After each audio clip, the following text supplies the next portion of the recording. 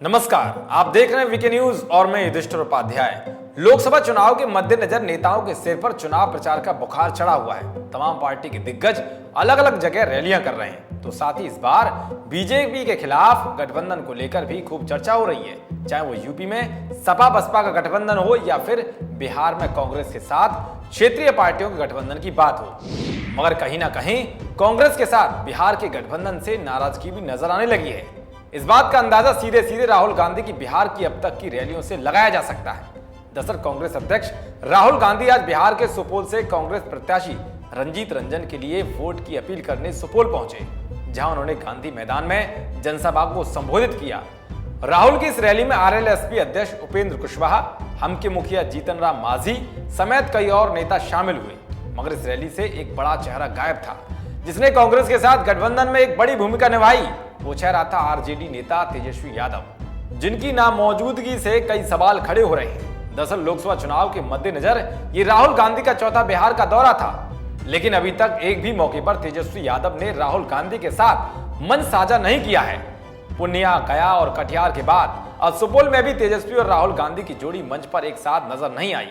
ऐसे में ये सवाल उठना लाजमी है कि आखिर तेजस्वी यादव राहुल गांधी की रैलियों से दूरी क्यों बनाए हुए हैं। इस मामले पर जब मीडिया ने बिहार प्रदेश कांग्रेस के कार्यकारी अध्यक्ष काको कदारी से बात की, उन्होंने बताया कि राहुल गांधी के कार्यक्रम में शामिल होने के लिए तेजस्वी यादव को निमंत्रण भेजा गया था, लेकिन संभवतः व्यस्त कार्यक्रम होने की वजह से तेजस्वी राहुल गांधी की रैली में शामिल नहीं हो पा रहे हैं। मगर इन सब बातों के बीच राजनीतिक पंडितों ने इस पर विश्लेषण किया है।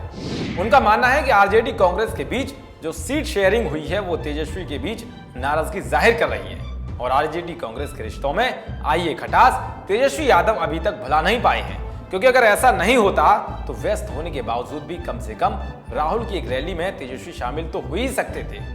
बता दें कि कांग्रेस के कोटे की सुपौल सीट पर पप्पू यादव की पत्नी रंजीत रंजन को प्रत्याशी बनाए जाने पर आरजेडी को आपत्ति थी।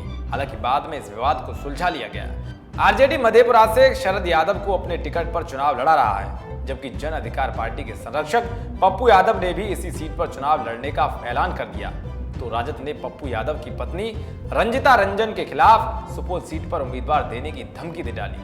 रंजीत रंजन सुपौल से कांग्रेस उम्मीदवार हैं। उधर कांग्रेस कीर्ति आजाद के लिए दरभंगा सीट चाहती थी, आरजेडी इसे देना नहीं चाहता था। इसके बाद से ही अभी तक इस विवाद की लपटें बनी हुई है। बता दें कि सीट शेयरिंग के दौरान बिहार की 40 सीटों पर यह फैसला लिया गया कि आरजेडी 19 सीटों पर, कांग्रेस 9 सीटों पर, रालोसपा 5 सीटों पर, हम 3 सीटों पर, वीआईपी 3 सीटों पर और सीपीआई एमएल को आरा सीट पर चुनाव लड़ने का फैसला लिया गया। मगर जिस तरह से तेजस्वी यादव राहुल गांधी की रैलियों से दूरियां बनाते हुए नजर आ रहे हैं, उस पर आपकी क्या राय है? कमेंट बॉक्स में जरूर बताएं। ऐसी ही तमाम तरह की राजनीतिक खबरों का अपडेट तुरंत पाने के लिए देखते रहिए वीके न्यूज। शुक्रिया।